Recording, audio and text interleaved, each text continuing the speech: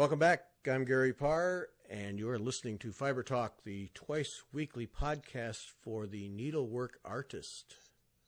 And our guest this week, Ann Strite-Kurz. Ann, welcome. Thank you. It's good to be here, and I look forward to sharing a little bit about myself. Yes. Been trying to line one up with you for quite a while. I'm really glad to get this one to go here. Enjoy your work. It's nice. Different. Yeah, I'm sorry we haven't met before, but I've been around for a long time. I've heard nothing but good things about you. Uh-oh. Well, that's good to hear. I won't reveal my sources. Okay, thank you for that. Yeah. Just keep it quiet. Keep it quiet. Yeah. You've done an awful lot. I'm gonna get this question in. It has nothing to do with a sequence of logical discussion or anything. Mm-hmm. And I admit I have not sat down and spent hours studying it. Can you explain to me what a diaper pattern is? What does that mean? It's probably the question that I get asked the most, just because of the amount of research I've done on it. It's actually a weaving term, and most of the young mothers who are interested associate it more with the baby's diapers, and that really is not a coincidence. So there is a tie-in there. Very definitely. Oh. It's a textile term, and it means lozenge, actually. And the baby's bird's eye diaper, which my generation used, but has been replaced by Pampers and Loves and other disposables, was actually a woven fabric that had a diamond repeat. And I have several of those that I save for dust rags, so I usually share them with my classes where I am teaching that subject. It is a natural one for needlepoint because both needlepoint and weaving are based on a warp and a weft. So often you have interchangeable patterns. And when I lived in Midland, Michigan, it was interesting because the foremost authority on weaving diapers lived in Bay City and was a member of our fiber guild. So it's very important to weavers as well. But I basically got into my research through the Master Craftsman program for the Embroiderers Guild of America. And the fourth module of that six-step program was on diapers. And we all wondered why it was so important.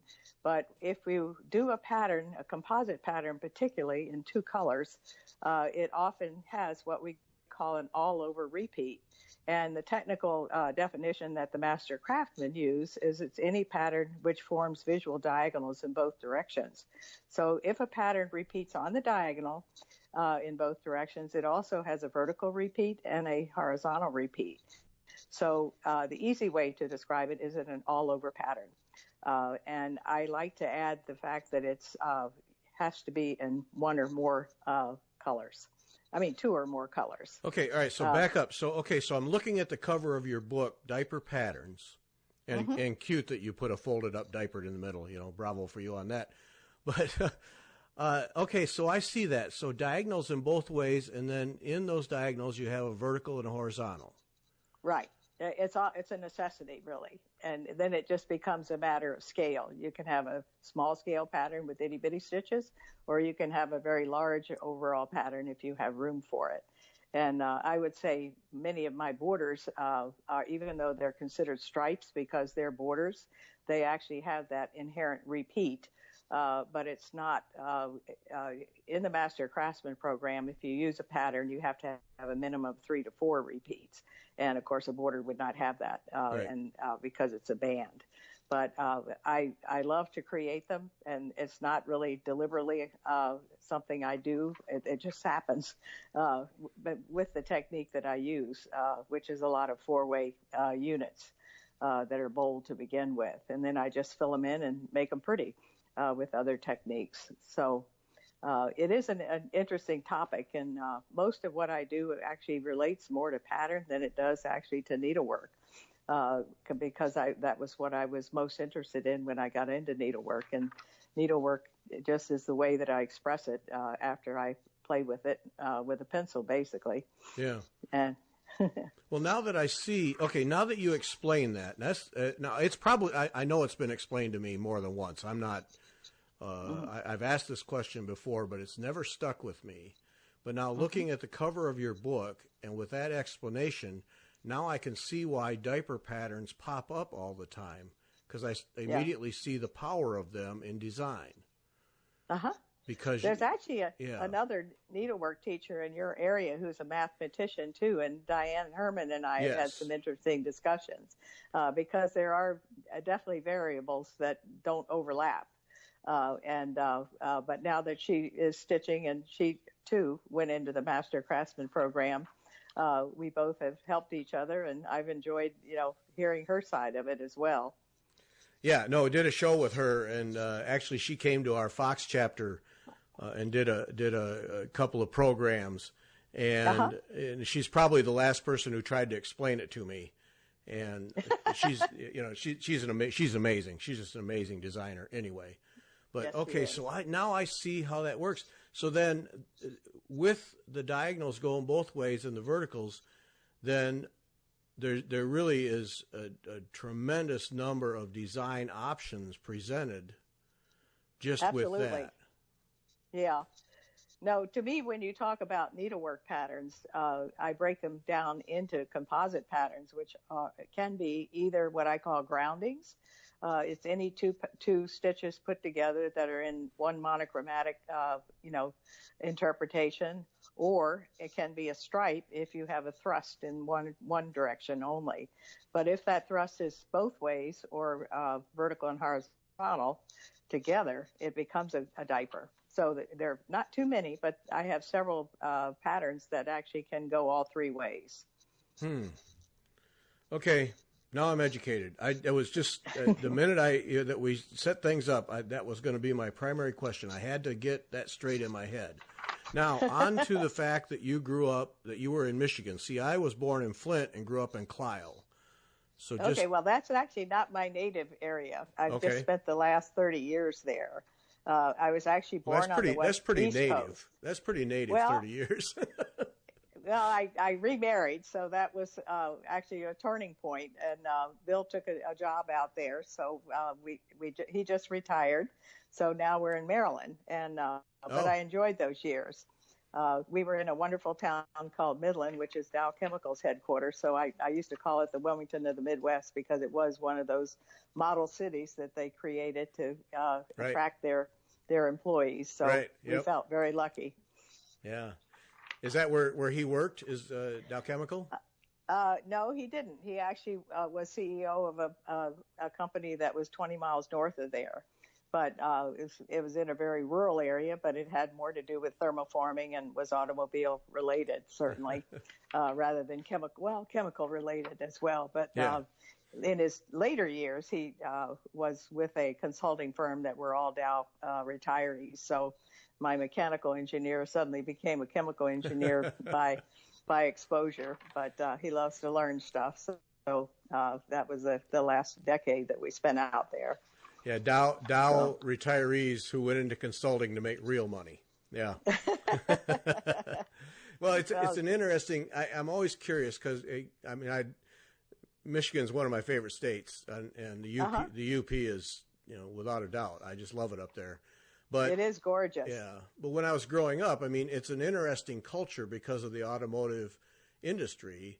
And my dad was one of, I could probably count on one hand, parents when I was going to school who did not work for the auto industry in one way or another, because it's pretty hard to avoid, and especially in those days back in the 60s. I found that other than the foreign people that came into the town, many of the friends that we made never left. I mean, they all grew up in Michigan. They went to either University of Michigan or Michigan State. Right. And they used to think it was kind of crazy that I sent out Christmas cards, because their families were all in the area, and they had never lived away from home. So, and of course, it is very much, in my opinion, a very male-oriented culture, with the hunters and the fishermen and all the interesting ski-doos and other active sports that you find indigenous to the area.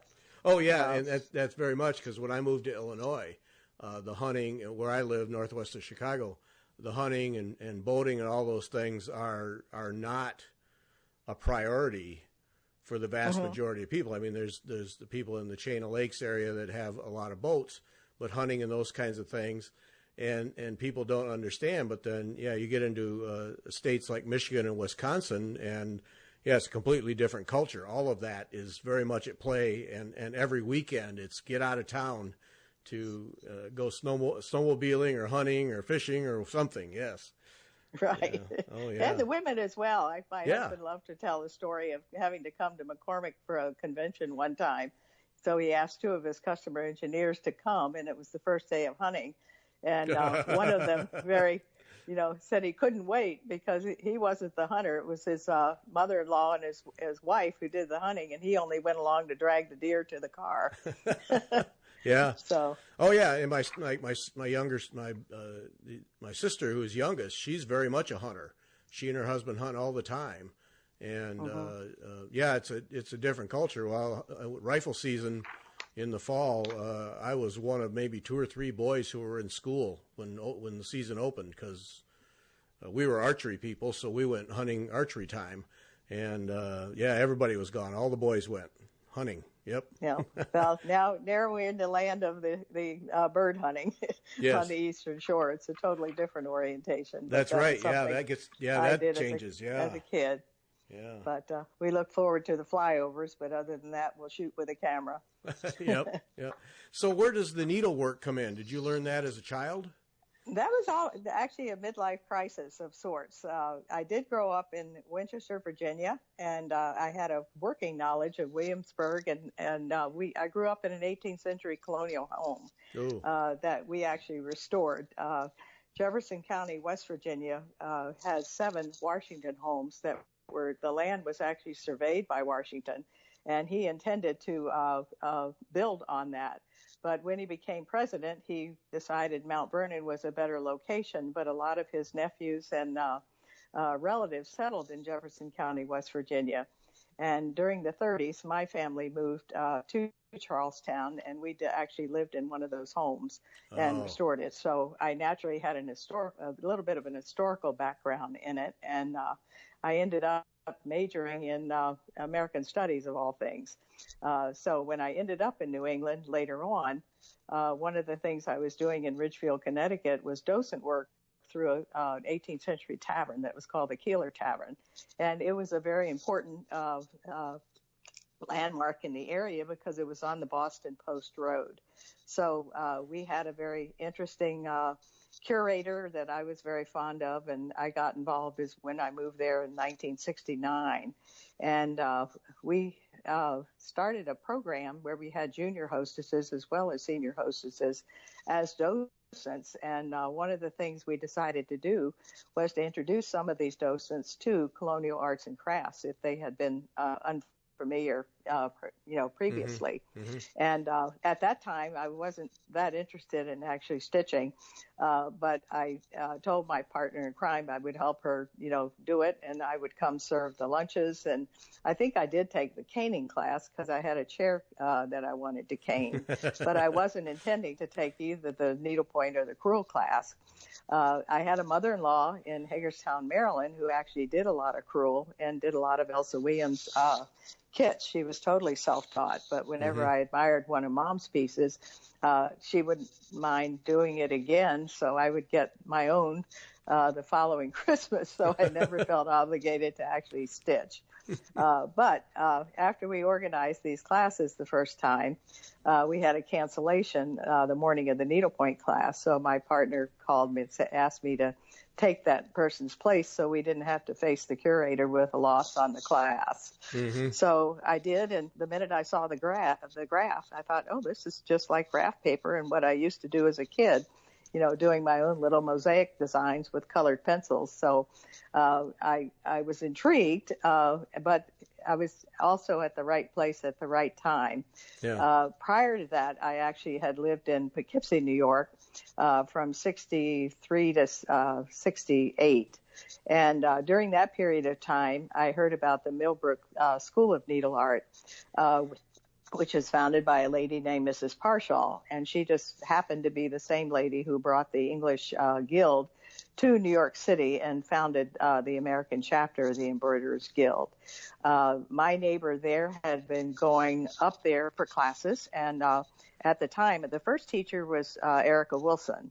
And I think Erica was there maybe 3 or 4 years before she met her husband, who was a antique dealer on Fifth Avenue. And after she left, of course, she established her shop on Fifth Avenue on one of his properties.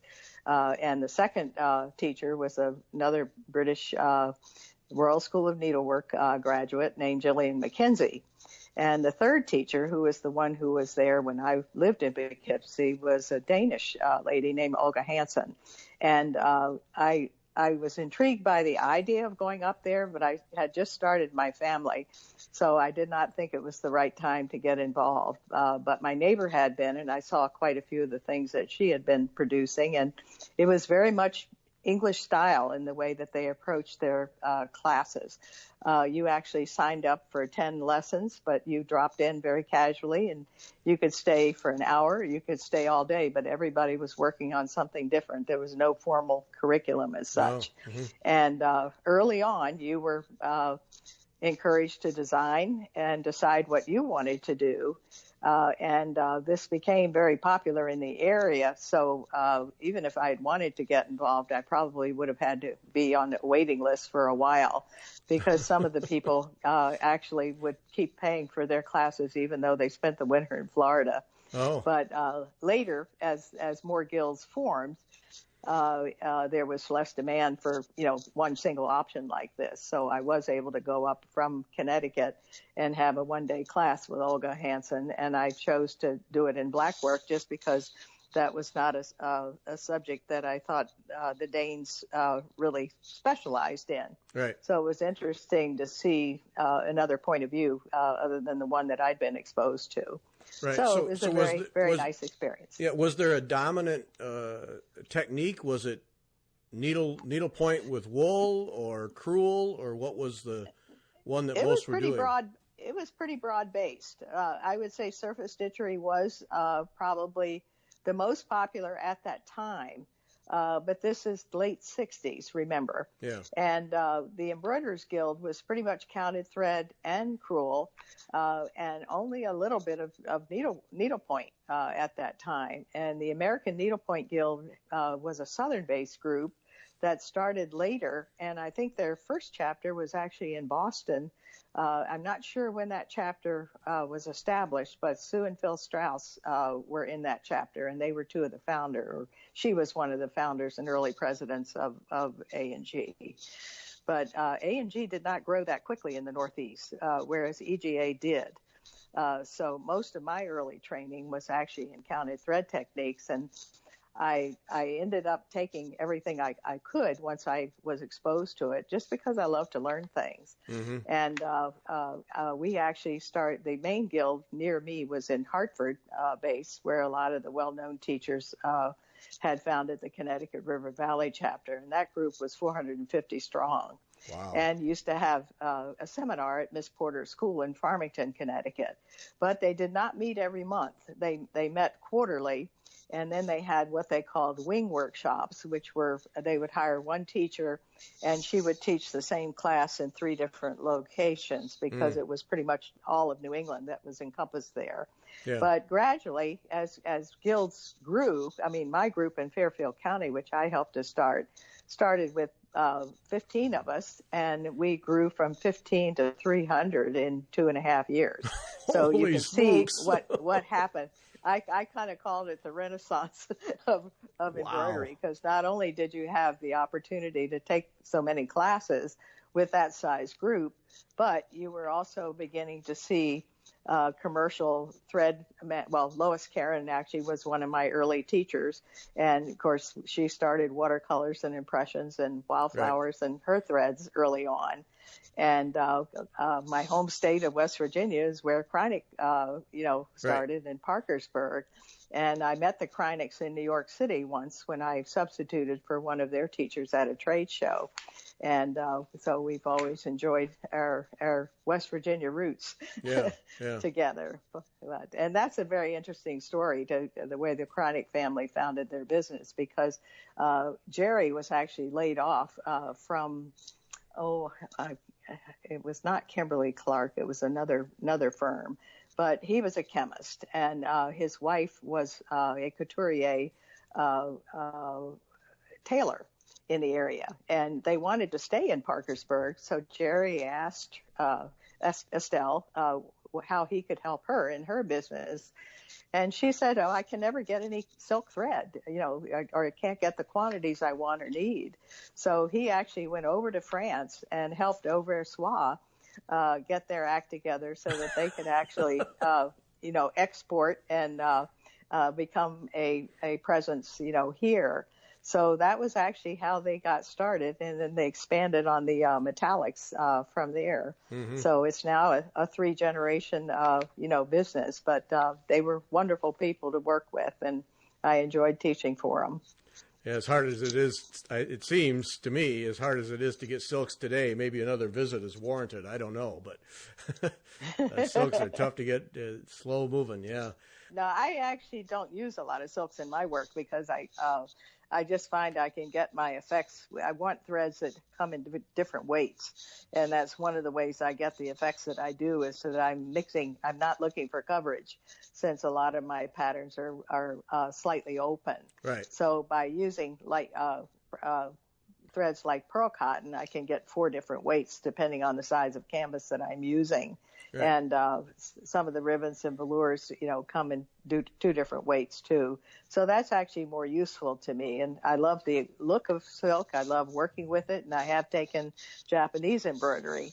But for my own work, I try not to get into it. And I don't use a lot of the hand-dyed threads either, because I find that they will interrupt my patterns. Yeah, I use them in a certain way as long as all the values are the same, but I don't use the ones that look so gorgeous on the skein, but then cause a lot of streaking when you actually stitch with them. Yeah, they have their place, and then they have a place where they don't belong. Yeah, that's very true. Yeah. So it interests me, the whole history of it interests me, because when I learned, my first technique was needlepoint, and that was in the mid-'70s, and that was, of course, wool, primarily basket weave wool on, I'm sure, 13-count canvas. The thought of doing something on 18-count was just frightening, but so that's what I learned. And then along came the cross-stitch craze, which, that was, I guess, in the 80s, where there were cross-stitches shops everywhere. But so in New England, then it was a real mix, from what you're telling me. I don't know of a single cross-stitch shop that I remembered when I lived there. I certainly saw them when I traveled. Yeah. And some of my early students actually, my first teaching was actually with correspondence courses. And I can remember that some of the group leaders would always say, "Please be gentle in your evaluations of the new member that we have, because she's only done cross-stitch." And ironically, quite often that piece would have been the best one, just because she was intimidated, and she also read the directions completely. And I must say I was a little bit devious in that I put, because I did not necessarily follow the same sequence that other books followed, there was always something that I could tell that the other stitchers did not follow. And I used to get accused of spending more time looking at the back than I did the front when I did evaluations, but that was only to confirm what I suspected on the front. So, of course, the cross-stitch person didn't really have any precedent for needlepoint, so she followed the directions to the T, and generally, if there was a problem, it was usually in the tension control, because she wasn't used to the canvas being, as heavily sized as it was. Right. But all I really care about is that somebody reads a chart well, and a cross-stitch person will always be able to read a chart. Right, yeah, because that's their training. Otherwise, they die. It just comes all apart. Yeah. That's that tension thing. Because I go back and forth, and I struggle with that. If I've done needlepoint for a length of time, to go to stitching, doing cross stitch on linen, I just want to yank it tight, and I cause myself so many problems. because I'm used to pulling on canvas. And that was my biggest problem when I learned any kind of stitching, because I'd always been very athletic. And I can remember the first pull thread class I had with Mary Fry, that people walked around and they thought I was actually doing something different. And because my work looked so different, and it was all because I pulled it tighter than anybody else. And so I wasn't being a renegade after all. Yeah. So the needlepoint is the one through all this. Needlepoint is remained your base, but you've retained other techniques and then mixed them in. I've used my background to, first of all, my taste in design. I love to do geometrics, but so many other people are doing them that I don't really specialize as much in those unless I really get turned on by an idea. But most of what I like to do is flora and fauna, and which goes back to probably my early, my taste is actually there. And that involves leaves and curves and things that are difficult to do on canvas. But I can use those crewel techniques to get those smooth outlines. And I just have to convince my students that they can do it too. And it usually works with a little bit of practice. They're just so used to everything being so structured that if you use the word, freely drawn. Oh no. Exactly. Yeah. So. Well, see, I had always had you in my mental catalog of things, always had you slotted in with all the other people who do geometrics, which those are the ones I do the most of because I really enjoy those. And then it was in getting ready for this conversation that it hit me. You don't do that much geometric work. You do. No, and my style is totally different too. Oh, very. I think I've only used one Jessica in one particular piece where it was I needed to do ovals. But at the time when I actually was exposed to that kind of what I called curve stitching through an English lady that wrote me a thank you note, and she had poked all these holes in a card and laced it with all this beautiful work that was curve stitching.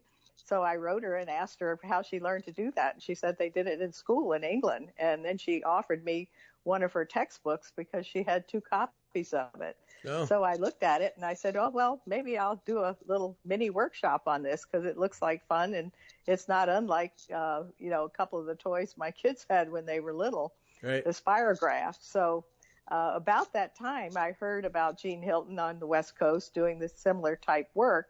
And I said, no, if I put something like this out there, they're all going to think I'm copying Jean. So I gave actually that book to Ilsa Althier, who was my blackwork teacher, and she did an adorable book of angels using the same technique on linen. So it got passed on, but I will occasionally fool with it. But if I do, it's going to be a Curdy Biggs, design or someone else, because I don't want to spend my time designing one of those. Yeah. Well, and borrowing from Jean Hilton, an awful lot of people have cranked out a lot of designs based on that woman's creativity. She did us all a great service, the way many of the other innovative teachers have done and passed it on. Yep. Oh yeah, that's. She. I think we could make the argument she changed the course for so much. Well, she took it a step further. I mean, ironically, I had a class with Mary Rhodes early on in the 70s because the Connecticut River Valley chapter brought over several of the English ladies, and the Rhodes stitch is one of the parabolic stitches, and the motion is the same. It just happens to make a square or a rectangle depending on where you place it. But she used to say, if you take this rhythm, you can make it fit any shape you want. And I should have realized at the time that was the same, idea as curve stitching or spirograph. But it just never occurred to me to play with it in that manner. Right. Yeah, the spirograph. You'd get 3/4 of the way done, and the pen would slip. It's like, oh, geez. Yes. It's like a compass. Yeah, that. Yeah. All that work for nothing. Thanks a lot. Right. Yeah. Now you don't have to. You just let the computer do it Right. for you. Yeah, just watch it. Yeah, just watch it on the screen. Yeah. You're So do I get the sense right that it's the stitches that drive your designs? I mean, is that the starting point? Do you have how do you go about your designs? What's the mental process? Okay, well, I have done several of my own original designs. I mean, I've done a fair number, but I'm most motivated when I find a design that I like. And fortunately, I've been privileged to use other artists' work and adapt them to my own purposes. And the first person that I approached actually was Charlie Harper in the early I guess I moved to Potomac, Maryland in 1980, and I discovered his Four Seasons poster in the studio of one of my early friends that I made there. And I asked her, I said, does anybody ever stitch from this man's work? Because it was so geometric. And she said, call Beverly.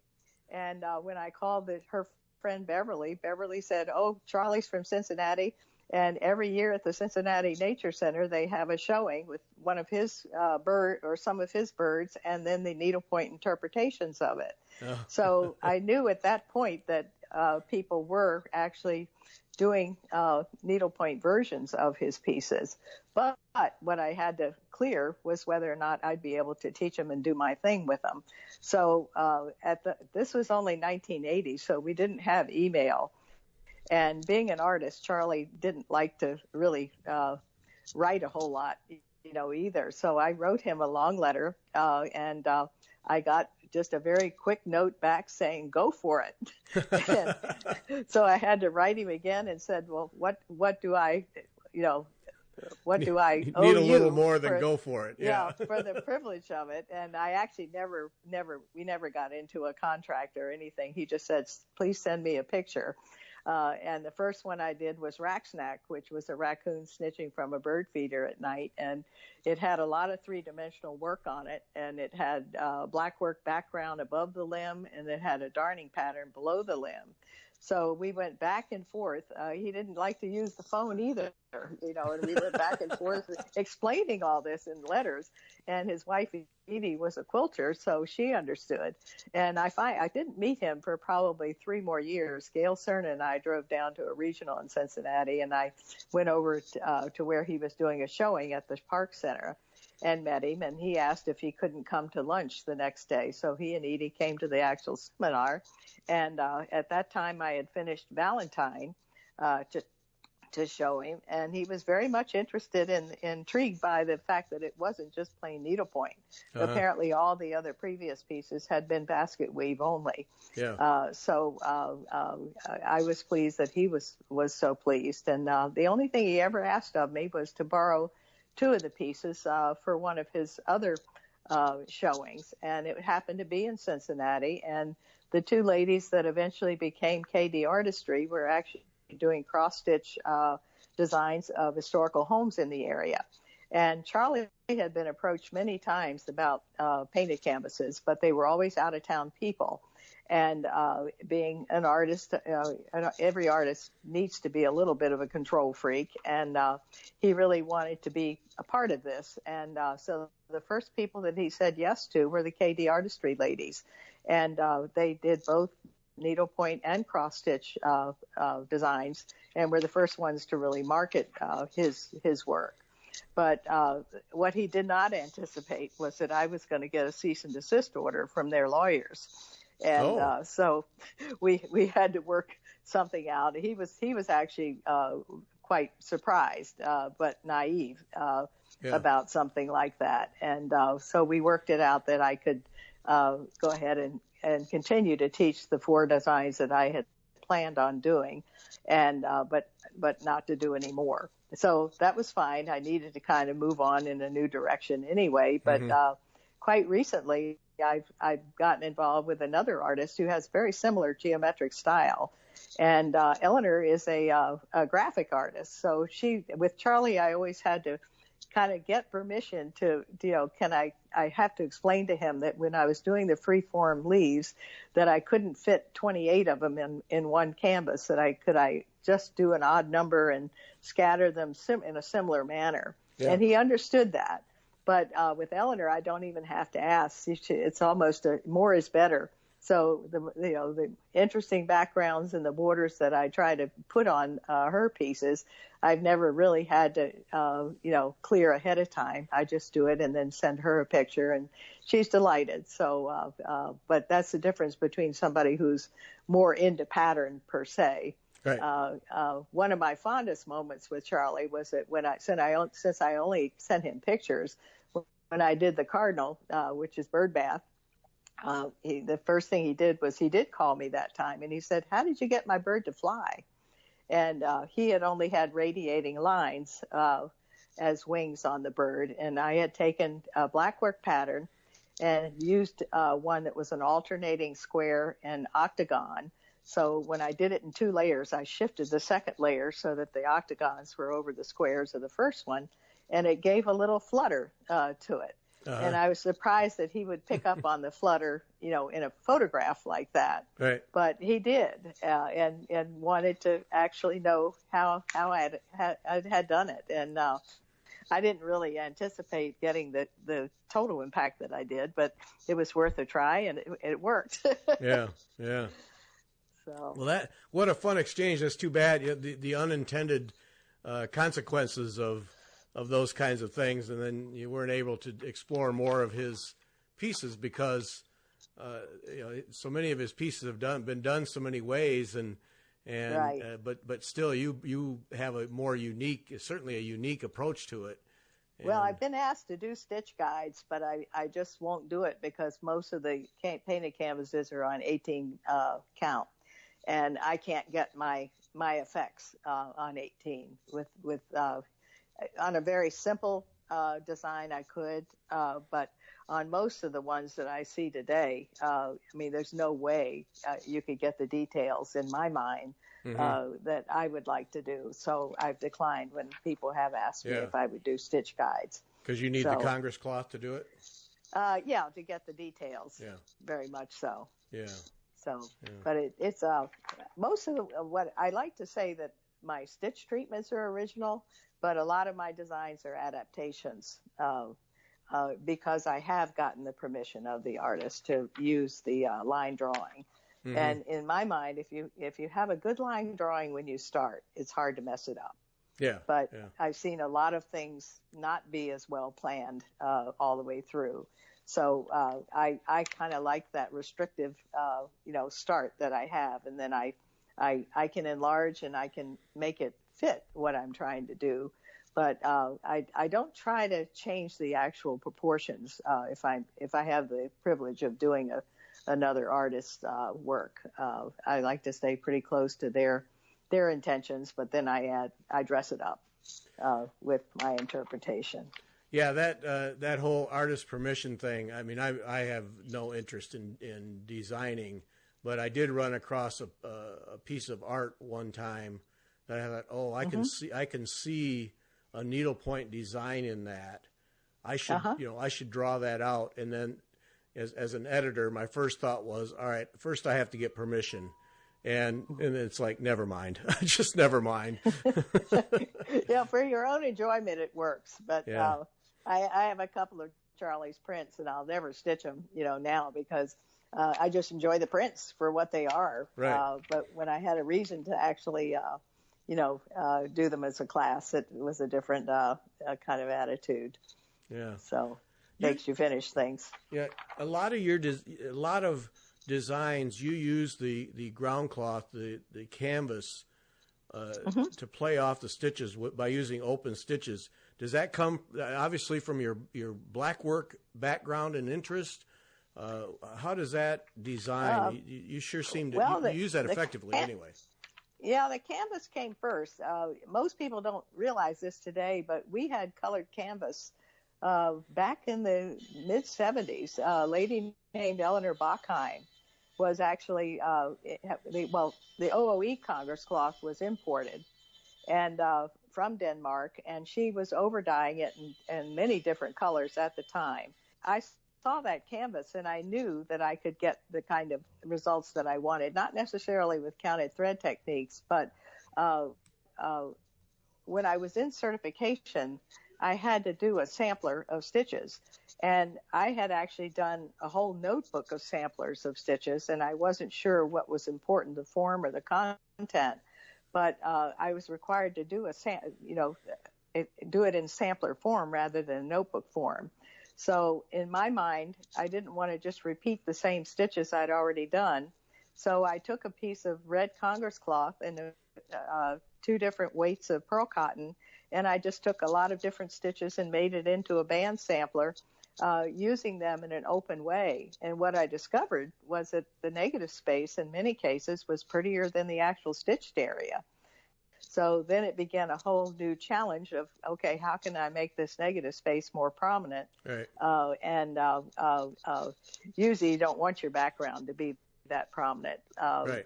But it depending on how sometimes I'll do the actual pattern in brighter colors and then soften it for a background. But backgrounds were probably the earliest use of open patterns. But I found that, I could combine more things, not necessarily using counted thread techniques, but using the layering with couching too. Some of my patterns have actually 6 or 7 different different steps. And with that combination of the laid thread first, it became harder to cover the canvas. So I began to use more the colored canvas just so it would not be the harsh white anymore. Right. So it was kind of an integrated thing. I wouldn't say I deliberately chose it, but I choose the Congress cloth because of the delicacy. Right. And as a teacher, you don't want your pieces to be huge either.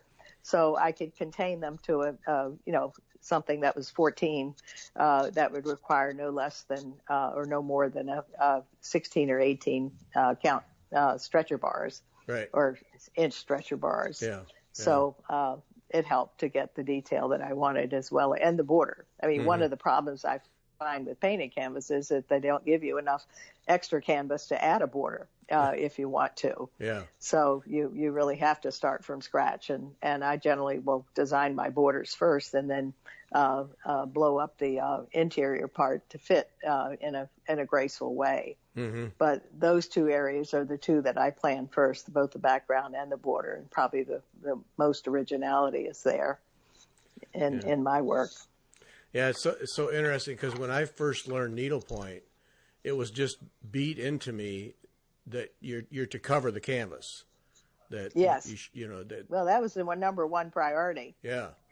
And judging point as well, if you entered something. Oh, yeah. I was told that. Yeah, if a judge ever looked and your canvas wasn't covered, oh, heavens. Mm-hmm. But how many threads cover fully right, without being tedious? I mean, that's why we only use Persian yarn, too. Yeah. Oh, yeah, because that had enough expansion in it to cover about anything. But yes, that, and that sapped the fun out of it for me. Because I would stitch the multicolored design, and then it was always, all right, now I got to pound my way through the background, yes, basket weaving to the till I dropped, and it just took the fun out of it for me, and so that I try to force myself to do background as I go, but even that was boring, and if I'd known at the time that the open stitches existed and that I could do that and would go faster and look as good and in many cases better, it would have changed things for me dramatically. Yeah, no, I think the newer stitchers have an advantage in that respect. But I think if there's any weakness today, a lot of people do not have the advantage of having a good foundation when they first start. They always start with a project, and a project limits you to what you can learn. And as much as I love, our guilds and our opportunities for workshops, I did have the good fortune of having, by chance, a good teacher in my area, and I studied with her for like 7 years before I moved on and had another, point of view. And we did not do a finished piece for the first 2 years. But by the end of that 7 years, we kind of kept her working too, because she had come to us at that Killer Tavern that I explained to you. we needed somebody to help us evaluate some lace. I mean, if you have an old house or an old any kind of historical project, you always get textiles dumped on you. And our curator wanted us to display these beautiful lace things in the garden house that was in the back. And we didn't know what to do. We didn't know how to wash them. We didn't know how to press them. We didn't know how to repair some of them. And this lady walked in who happened to be related to Hope Hanley by a foster relationship. And we sort of made Darlene become a teacher, which was wonderful for all of us. She had just moved to Ridgefield, and she was doing some painted canvas because she was an art major. But when she was at the University of Maryland, her, I guess, counselor did not really like her style of painting. And she decided if she couldn't dazzle him with her style, she'd baffle him with something he didn't know about. So she actually went to the Smithsonian, number one, and got a conservation degree earlier. But she called her friend Hope Hanley, who was living in Richmond at the time, and said, "Hope, how do I go about learning needlepoint in a hurry?" And Hope said, "Go to the Library of Congress and study with every book that you can get your hands on there." And she did it within the time frame that was required, and then just let all this marinate for several years when she married and moved to Connecticut, where we were. And as we were, taking care of all these pieces of lace and working on the exhibit, we found out that she had this background, and we said, well, we've had this teacher coming to us from Wallingford, Connecticut, who's probably overqualified for the job. Would you like to, take on some of the classes that we were offering? And she did, and we just kind of clung to her. And I think of the 8 people that started with her, 4 of us are certified teachers. The other 3 have never been traveling teachers like I have, but they've always done their thing locally, either through a shop or in their home.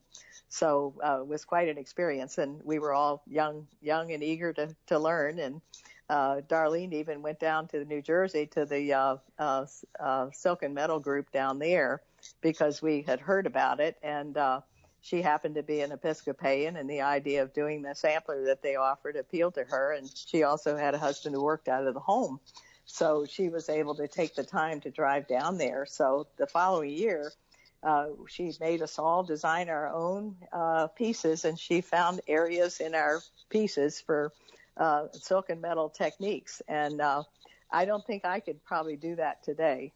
One person had an elephant. I had a crewel design. Someone else had seashells. And for her to be able, after 1 year of exposure to that, to be able to end up having all of us doing our own thing on a different type of design was incredible. Yeah. But that's the kind of person she was. And then she finally, said it's time she had to go back to school and wanted to. And so she decided we should all spread our wings and go around to different areas. And that's when we had already started our guild at that point. But 2 or 3 of us started driving to Hartford for classes and down to Bronxville for other classes as well, because the Westchester chapter was pretty close by too. Yeah. So that was when I got more of my exposure beyond needlepoint. It's interesting how through your career, the design part has just been part of your learning rather than I'm going to sit down and design things. Right. It just kind of evolves. Yes. Yeah, because so many people, they learn to stitch, then they have an idea, and then they start designing. But it's just been part of your progression all along. That's interesting. Well, I think it's kind of personal. If I want to do it, I don't really think of what commodity is going to be popular. If I want to do it, I just do it and hope that there are enough people out there that like it that I'll get to teach it several times. And up till I moved to Michigan, it was never really as much of a problem. But in Michigan, it was difficult to put together a travel job because I had to fly out of Flint or a local small airport. Yeah. And that was in the 80s. It was so easy to drive everywhere, or to if I had a 10-day trip, I had to beg for a day off. I mean, the groups were growing so fast and it was very easy to put together the shared transportation. Mm-hmm. But that is a real, you're fortunate because you live in a city where there are lots of guilds. But the more rural areas that really they're lucky if they're able to have one traveling teacher come once a year, twice a year at the most. Yeah. And so it makes me appreciate what I had when I had it. Yes. During those Renaissance years. Yeah, well, that's your culture again, where in the New England area you have that history, and along with that and integral to that is the needlework. And then as you move further west, you get away from that and harder to keep that going. Well, it's younger. I found just my whole background in American history was so oriented toward the East Coast, and although I love learning about prairie style and some of the interesting things out there, I did find, however, the Great Lakes area is a very good, very strong area for stitching technicians, both in Chicago, Detroit-based, and all over. I mean, I thoroughly enjoyed those years, and the first time I taught out there, I found eager people and very good backgrounds. So each area is different, and I found in California my first time they had a lot of creativity, but they weren't the technicians that we had on the East Coast. But they were very uninhibited and terrific designers. A lot of them did very creative wardrobe and clothing and the things that I had never gotten involved in. So each area has its own stamp, and now there's so much mobility with people moving around that it's kind of leveled the playing field. I think we have strong bases everywhere. Yeah, I was going to say that those clear cultural differences are just kind of melding all together, and because of the ability to share. And, exactly. Maybe a good, maybe a bad. I don't know if that is. Yeah, well, I think I know when we first started, we had all the smockers, we had all the quilters all under one roof, and now each group has their own guild. So, but I think we still communicate, well. And one of the things I enjoyed in the Midwest was belonging to a fiber guild, which is primarily weavers, but in our particular group, it was something I could do during the day, and we took great field trips. We had a lot more exposure to color and design from different points of view, and the emphasis wasn't so much on workshops as such. The weavers would get together on their own, but our workshops were more devoted to art and fiber in general. Which I found very stimulating at that point in my life. But I've always that's one reason why I've stuck with needlework, because to me it has three facets. In addition to enjoying the stitching part, I've always found the conservation interesting, and I found the ethnic embroideries fascinating as well. So when I first started taking classes, there were a number of opportunities to learn ethnic embroideries like Hardanger, Greek embroidery, Ukrainian embroidery, and those things. So that kind of fed my historical side. Yeah. Talk about your publishing. What do we have here? Nine books? I mean, well, that was actually Bill's idea initially. When I remarried and moved to Midland, my husband had done a lot of writing for darkroom techniques, and his hobby was photography. So I actually had never done computer graphics until I met Bill either. And most of my friends, I was just getting into some work, on Macs through some friends. But Bill was more PC oriented. So he said, if you're going to stick with me, we have to do it the PC way. And at that time, there was only two people that I knew who were working with PC, and one of them was Jane Zimmerman out in California. And fortunately, Jane was patient enough with me, and that I had my introduction through her. But between her and Bill, I finally got on board and was able to I found I enjoyed graphics once I overcame the mechanics of it, and eventually got curious enough that I could make the what if things happen on a computer as well. But being where we were living with Dow Chemicals headquarters, we also had 2 major publishing firms in the actual area that I could work with. And I chose black work for my first book just because I found I wanted to make canvas people like it. Canvas people were resisting double running. And in my mind, for a very good reason. I mean, when you do needlepoint, you want to wrap your stitches. And many times, if you're doing double running, you're going to not enjoy that return trip because you just have that traveling thread in your way and you have to fix it. So I found once I had met Jane and several of the people on the West Coast, we're doing what I call a combination of alternating stitches, running stitches followed by black back stitches and combination method, which works really well until you run into a dead end. But what I had decided to do was a number of things to make it easier for me doing it on canvas, number one, because your thread will shift in the hole a whole lot more and it looks a lot more crooked. So over the years of the lessons that I'd had with several mentors, I was also beginning to branch out and do my own thing with black work. And I found needle pointers were much more receptive to it. But it meant that I had to design my own patterns as well, because most of the historical patterns did not zigzag. And the minute you have a straight line, you get that ugliness and that lack. You have to create the illusion of a straight line. Right. So most of my patterns have been created for the situation that I, am using. And consequently, I no longer just do it over 2, under 2, the way most of the black work patterns have been done in the past.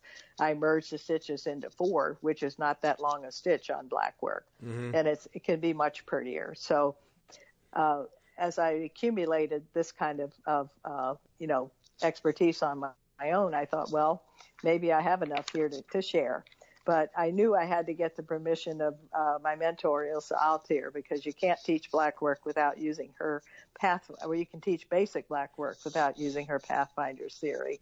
But what she gave to us was a method of doing an all-over pattern in a very systematic way. And I had to use her language.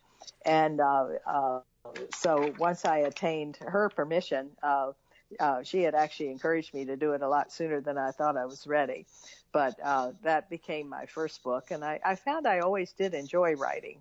Once I moved, my first classes were actually correspondence courses because my family was at an age where I couldn't really be away from home.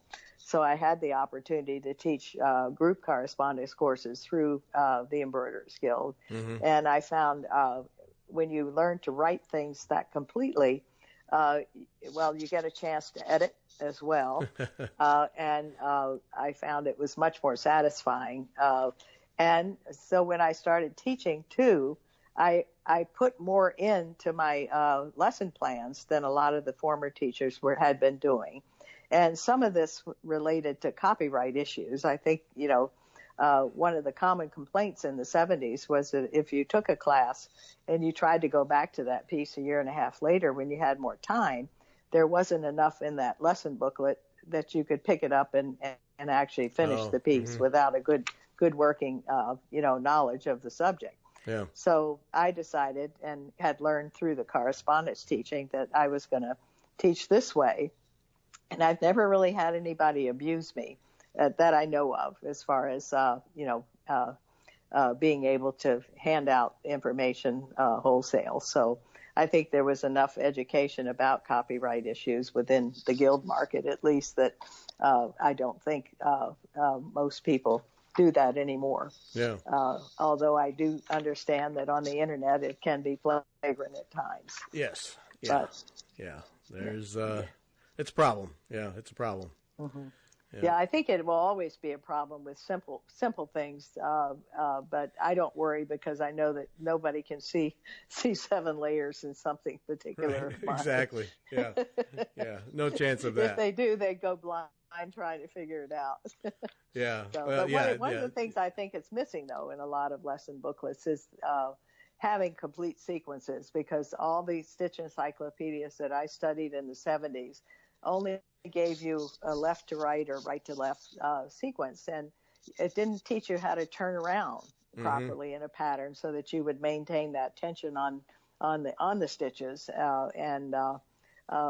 I felt that was important enough that I did want to include it and not just have a start. Right.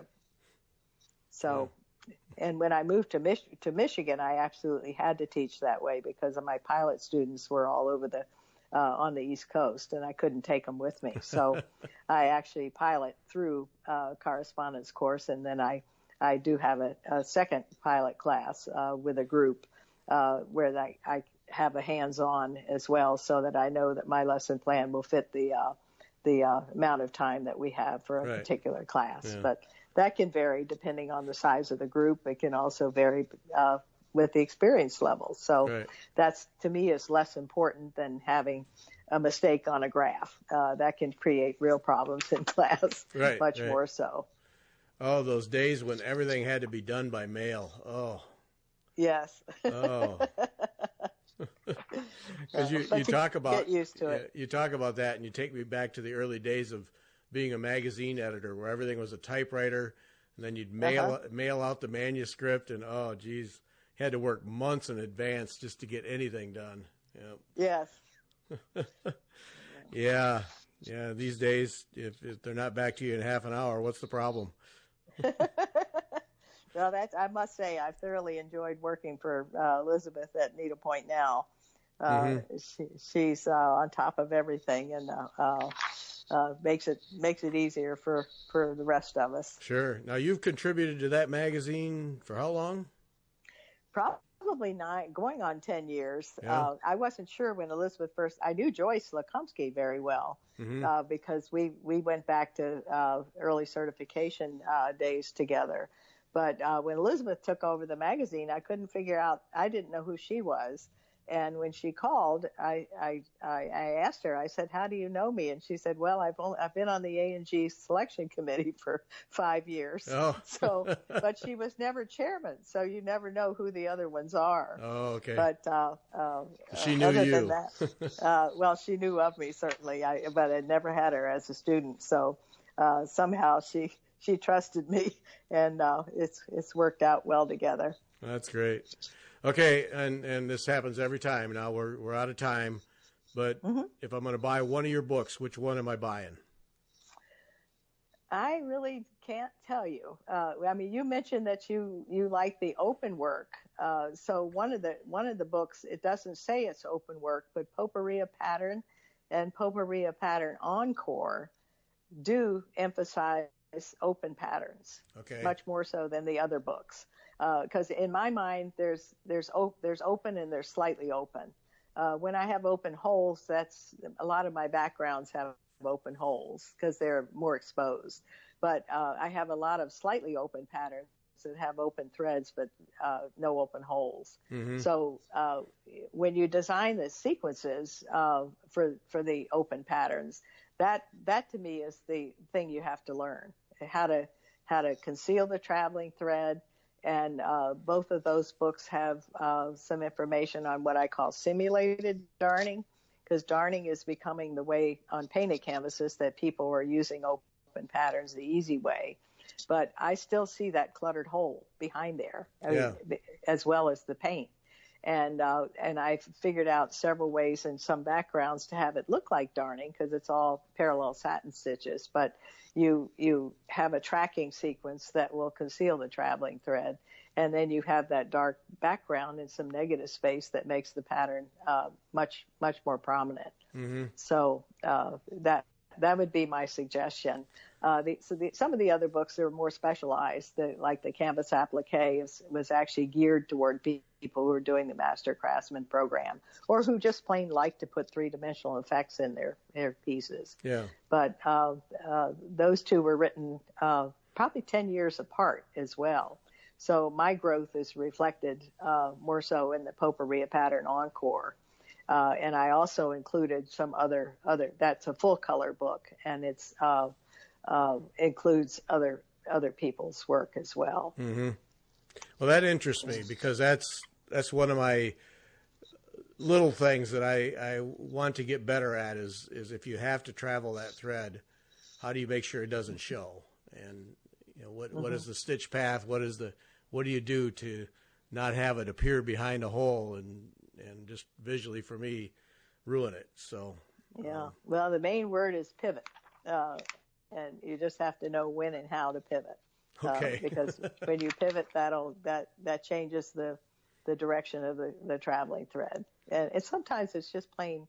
I often, the other word that people dread is compensation all the time, and I always like to say, compensation is not a problem if you choose an intelligent stitch. So to me, avoiding the awkward compensation is the key thing, and not setting yourself up for a nightmare, by choosing the wrong stitch. Yeah. And really glad we had a chance to talk. Thank you so much. Well, thank you, and I look forward to hearing more of your podcasts now that I've heard a couple of them. Okay. All right. Well, thank you for the time, and folks need to go. It's Strite-Kurz.com, and her designs are there, and the books, and the whole bit. So go check those out, and thanks to everybody for listening.